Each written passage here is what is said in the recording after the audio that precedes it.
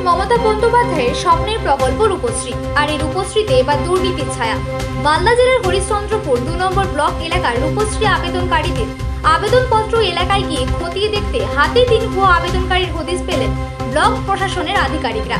হরিশ্চন্দ্রপুর 2 নম্বর ব্লকের যুগ্ম সমষ্টি উন্নয়ন আধিকারিক Sonam Wangdi Lama, block welfare officer Basudeb Pal এবং রূপশ্রী প্রকল্পের ডিইও অষ্টমী ঘোষ এলাকায় ঘুরে আবেদনপত্র ভেরিফিকেশন করলেন। এদিন ব্লকের এই পরিদর্শন দল দৌলতপুর, ইসলামপুর, ভালুকা অঞ্চল সহ একাধিক অঞ্চল পরিদর্শন করেন। ওই সমস্ত এলাকা থেকে আসা রূপশ্রী প্রকল্পের আবেদনপত্র ঘুরি বাড়ি বাড়ি গিয়ে খতিয়ে দেখেন প্রতিনিধি দল। আর এই খতিয়ে দেখতে গিয়ে ভালুকা অঞ্চলের জগন্নাথপুর গ্রামে 2 জন এবং হাতিসাপা গ্রামে একজন ভুয়া আবেদনকারীকে হাতে নাতে ধরে ফেললেন। কাগজপত্র খতিয়ে দেখতে জানা যায় তারা ইতিমধ্যেই বিবাহিত। অবিলম্বে আধিকারিকরা সিদ্ধান্ত নেন এই 3 জনের আবেদনপত্র খারিজ করা হবে এবং ব্লক প্রশাসনের এই বিষয়ে রিপোর্ট দেওয়া হবে। যদিও অভিযুক্তদের পরিবারের লোকেরা জানান তাদের মেয়ে শ্বশুরবাড়ির এলাকা থেকে আবেদন করেছিল, এ বিষয়ে তারা কিছুই জানে না।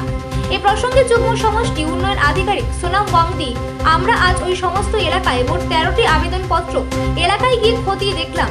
সেখানে 3 জন আবেদনকারীর আবেদনপত্র সন্দেহ হয়, তারপরে তদন্তে উঠে আসে এই আবেদনগুলোর বিয়ের পর তারা করেছে।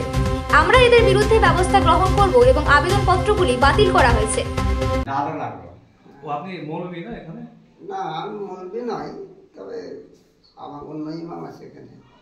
আচ্ছা, আপনি কি ইমাম তাহলে? না, আমি ইমাম নয়, আমি মসজিদে নয়। আমার এই মসজিদে জায়গা তাই জন্য ওটা দাদু লাগলো, ও বাদে আচ্ছা আমার এর বাবা বাবা মানে একটা মানে ধার্মিক কেমন হয়? আমি আপনাকে প্রশ্ন দিতে বললাম স্যার।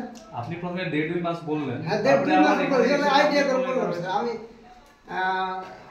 1.5-2 মাস আর 7 মাস 8 মাস তো এক না না এটা পড়েছি মেয়েটা বলেছিলেন, মানে বাচ্চা টাচ্চা তো নাই স্যার, কিছু নাই।